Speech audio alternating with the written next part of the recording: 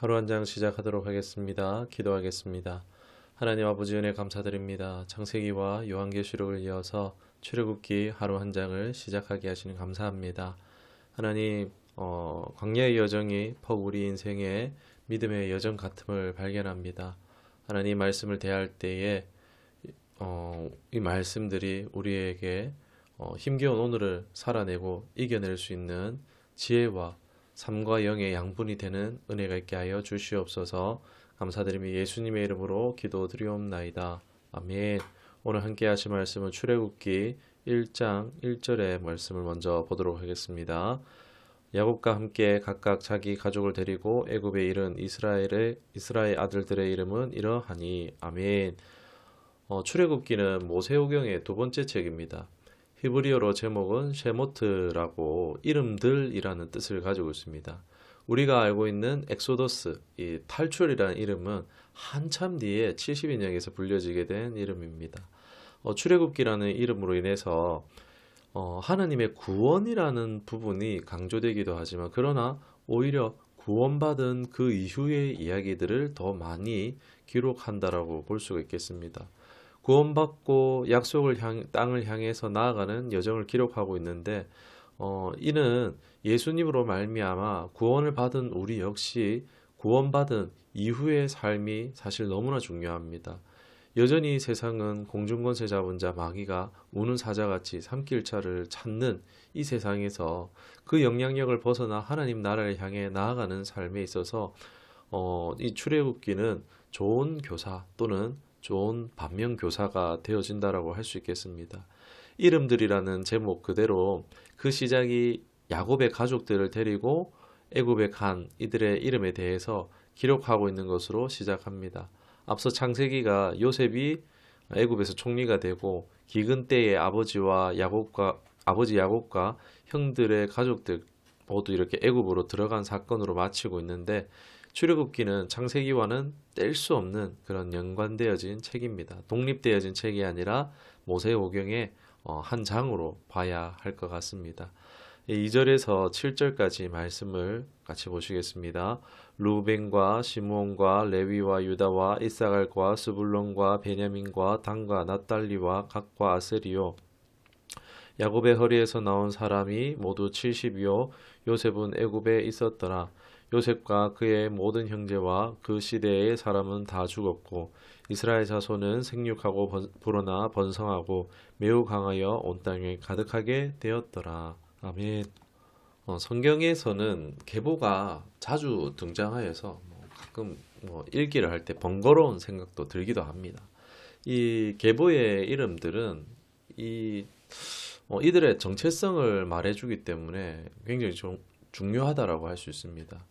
즉 이들의 근본이 무엇이냐라는 것을 밝히고 있는데 그 출발이 어디서 출발합니까? 하나님의 택하심에 근거하는 놀라운 정체성을 가지고 있고 또한 이것은 그들이 나아가야 될 방향과 소명을 담고 있기 때문에 이 계보는 너무나 중요하다라고 할 수 있겠습니다. 그 시작이 70으로 시작합니다. 보잘것없지만 어디 다른 곳에는 75명으로 계수하기도 했는데 그는 계수하는 방식에 따라서 또 요셉의 후손을 가산했느냐 안 하느냐 그 차이입니다. 아무튼 이제 70이 시간이 흘러서 번성하게 되어지는데 창세기에서 반복해서 나왔던 이 하나님의 언약 생육하고 번성하고 강성하게 될 것이다. 이런 신실하게 그 약속을 성취해 나가는 것을 볼 수가 있습니다. 잠언 16장 3절의 말씀에 너의 행사를 여호와께 맡기라. 그리하면 내가 격려하는 것이 이루어지리라 함같이요.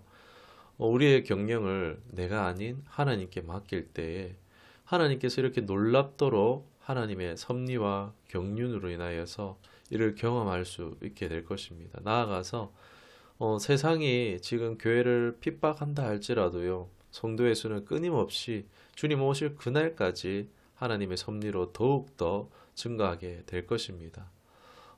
출애굽기는 어느 구약의 책보다 또 기적이 앞으로 많이 등장하게 되는데 기적 자체도 사실 놀라운 것이지만 기적은 곧 하나님의 임재, 하나님이 함께 하신다는 것에 더욱 큰 의미가 있습니다. 이 하나님의 임재마다 어떤 의도, 어떤 의미를 가지는가 이것을 묵상하면서 성경을 보면요 발견하는 것도 또 거기에 또 우리 묵상에 재미를 더하게 될 수 있습니다. 또 놀라운 것은 앞으로 그렇게 기적이 많이 등장하지만 광야 1세대는요 하나님을 향해서 변하지 않습니다. 즉 기적 자체가 사람을 변화시키지는 못하는 것입니다.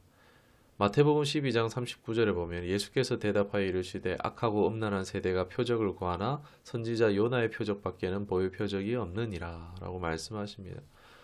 무슨 얘기입니까? 결국 사람을 변화시키는 것은 하나님의 말씀뿐이라는 것입니다. 하나님이 계시하여 주시는 이 말씀을 통해서 우리는 변화함을 받을 수 있습니다. 그런데 자꾸 유혹이 있죠. 말씀이 아닌 기적을 보면 더 잘 믿을 것 같은 그런 생각들이 들지만 말씀이 아닌 기적을 추구하는 신앙은요 결국 한계에 부딪힐 수밖에 없습니다. 하나님의 사람들은 반드시 이 하나님의 말씀과 기도로 거룩하여져 간다는 말씀을 유념하며 실천해야 할 것입니다. 8절에서 14절까지 말씀을 보도록 하겠습니다. 요셉을 알지 못하는 새 왕이 일어나 애굽을 다스리더니 그가 그 백성에게 이르되 이 백성 이스라엘 자손이 우리보다 많고 강하도다. 자 우리가 그들에 대하여 지혜롭게 하자. 두렵건대 그들이 더 많게 되면 전쟁이 일어날 때에 우리의 대적과 합하여 우리와 싸우고 이 땅에서 나갈까 하노라 하고 감독들을 그 위에 세우고 그들에게 무거운 짐을 지워 괴롭게 하여 그들에게 바로를 위하여 국고성 비둠과 라암셋을 건축하게 하니라. 그러나 학대를 받을수록 더욱 번성하며 퍼져나가니 애굽 사람이 이스라엘 자손으로 말미암아 근심하며 이스라엘 자손에게 일을 엄하게 시켜 어려운 노동으로 그들의 생활을 괴롭게 하니 곧 흙 이기기와 벽돌 굽기와 농사의 여러 가지 일이라 그 시키는 일이 모두 엄하였더라. 아멘. 처음 야곱과 아들들이 요셉이 애굽의 총리로 있을 때 애굽에 많은 배려를 받으면서 애굽에 정착했죠. 그리고 하나님의 은혜로 심히 번성하게 되었습니다. 이것이 그런데 역으로 애굽 사람들에게는 어떻게 됩니까? 두려움의 요소가 되어집니다. 이를 억제하고자 하는 움직임이 일어나기 시작했죠. 새 왕이 일어났다라고 하는 것은 간략하게 왕만 바뀐 것이 아니라 왕조가 바뀐 것으로도 볼 수가 있습니다. 이걸 결코 이 요셉이라는 이 인물을 모르는 왕이 사실 있을 리가 없죠. 모르는 왕이 있을 리가 없습니다. 애굽 그 지역뿐만 아니라 어떻게 보면은 세계적인 구원이었습니다. 놀라운 이 구원의 역사를 그게 몇백 년이 지났다고 왕이 모른다. 그거는 말도 안 되는 이야기죠. 모른 채 한 것은 이 왕이 악의적인 요소가 있는 것입니다. 이제 괴롭힘에 대한 이제 암시가 나타나는 거죠. 구절을 보면 걷잡을 수 없이 늘어나니까 막 두려워서 박해까지 했지만 실패하고 맙니다. 우리는요, 성도는 구별할 수 있어야 됩니다. 막연한 두려움이 우리에게 올 때에 경계해야 합니다. 두려운 마음은 결코 하나님이 주시는 마음이 아닙니다. 우리가 역사만 보아도 사악한 정권과 체제는요, 항상 두려움을 독려하게 하여서 반인륜적인 일들을 자행합니다. 지금 푸틴도 자국에서 뭐라고 합니까? 돈바스 지역에 우크라이나인들이 대량 학살을 하려고 하는 그걸 막기 위해서 이 전쟁을 일으켰다라는 헛소리 주장을 하고 있습니다. 이 두려움은요, 이 마귀가 쓰는 마음이란 것입니다. 하나님이 주시는 마음이 결코 아니라는 것입니다. 우리에게 두려움이 올 때 어떻게 해야 됩니까? 바로 예수님의 이름으로 물리쳐야 합니다. 오늘 우리에게 뭐 전쟁이든 가난이든 전염병이든 질병이든 이 모든 것은 하나님과 교제하는 기도 제목이지 우리가 눌려버릴 것은 아니라는 것입니다. 사랑하는 여러분, 두려움을 물리치시고 극복하기 위해서 하나님께 지혜와 사랑으로 해결할 수 있도록 은혜를 간구해야 될 줄 믿습니다. 바로는요, 애굽의 왕을 바로라고 합니다. 이름이 아니고 그렇게 부릅니다.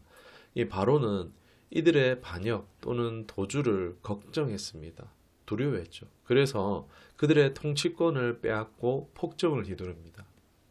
여기에도 하나님께서 약속을 기억하시며 개입하시는 것을 우리는 나타나지는 않지만 그것을 발견할 수 있습니다. 하나님은 약속을 신실하게 지키시며 복을 주시기 원하시는 분이십니다. 그러나 세상은 이를 미워하고 질투하며 두려워합니다. 요한복음 15장 19절에 너희가 세상에 속하였으면 세상이 자기의 것을 사랑할 것이나 너희는 세상에 속한 자가 아니요 도리어 내가 너희를 세상에서 택하였기 때문에 세상이 너희를 미워하느니라. 하나님께 속하였기 때문에요. 세상에 미워할 수 있는 것입니다. 그렇다고 거기에 세상 두렵다고 굴복해서는 안 될 것입니다. 로마서 8장 18절에 생각하건대 현재의 고난은 장차 우리에게 나타날 영광과 비교할 수 없도다. 아멘. 아무리 세상이 마귀가 방해한다 할지라도요. 하나님의 뜻은 반드시 이루어지게 될 것입니다.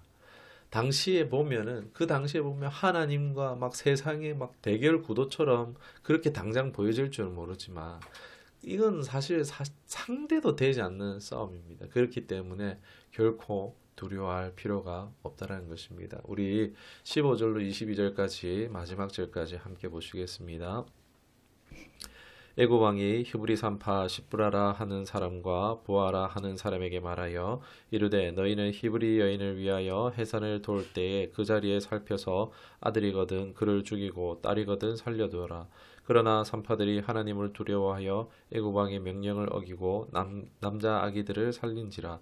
애굽 왕이 산파를 불러 그들에게 이르되 너희가 어찌하여 이같이 남자 아기들을 살렸느냐. 산파가 바로에게 대답하되 이 히브리 여인은 애굽 여인과 같이 아니하고 건장하여 산파가 그들에게 이르기 전에 해산하였더이다 하매 하나님이 그 산파들에게 은혜를 베푸시니 그 백성은 번성하고 매우 강해지니라.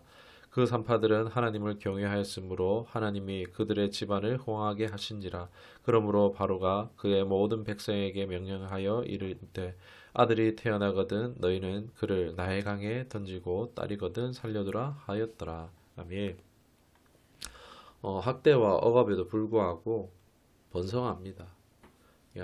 지금 이미 모세와의 이 하나님과의 이제 모세와 바로의 이 싸움이 일어나기도 전에 이미 지금 바로는 지고 있는 거죠. 그럼에도 불구하고 계속해서 번성해 갔습니다. 그러자 어떻게 합니까? 남자아이들을 죽이도록 막 산파들을 이렇게 사용하는데 실패하고 말죠. 이 두 명의 산파가 이 히브리 여인들을 다 이렇게 하는 게 아니고 대표 두 명으로 보시면 될 것 같습니다. 아무튼 모든 백성에게 명령에서는 결국 해서는 안 된 일들을 벌이고 맙니다. 칙령을 내립니다. 남자애가 나면은 나일강에 던지도록. 바로는요 살인자가 되어집니다.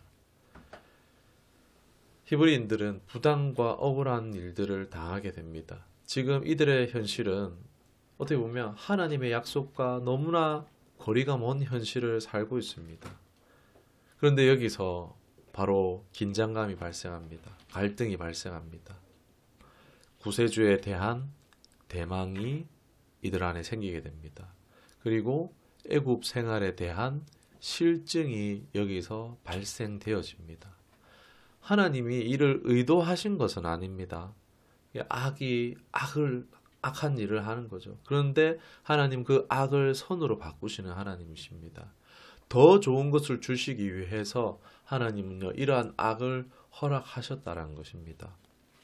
이를 통해서 어떻게 됩니까? 하나님이 개입할 틈이 생기는 것입니다. 이후에 또 이제 모세의 등장의 발판이 되어지는 것입니다. 사랑하는 여러분, 두 주인은 없습니다. 누가복음 16장에 보면은 두 주인은 없습니다. 하나님과 재물을 겸하여 섬길 수 없다라고 말합니다. 우리가 열렬히 세상을 좋아하고 있는 상태에서는요, 하나님이 우리에게 개입하고 싶어도 개입하실 수가 없습니다. 이 세상의 실증과 환멸을 느끼게 되는 그 고난을 허용하시는 것은요, 바로 하나님 자신을 우리에게 내어 주시기 위한 하나님의 불가피한 선택이라고 할 수 있습니다. 왜요? 우리는 죄와 어둠을 사랑하거든요. 하나님보다 그것을 더 좋아하기 때문입니다. 계속되는 고난, 혹시나 이런 일들이 있다면은 혹시나 내가 세상을 더 사랑하는 것이 아닌가 주의할 필요가 있습니다. 말씀을 생각하시면서 기도하도록 하겠습니다.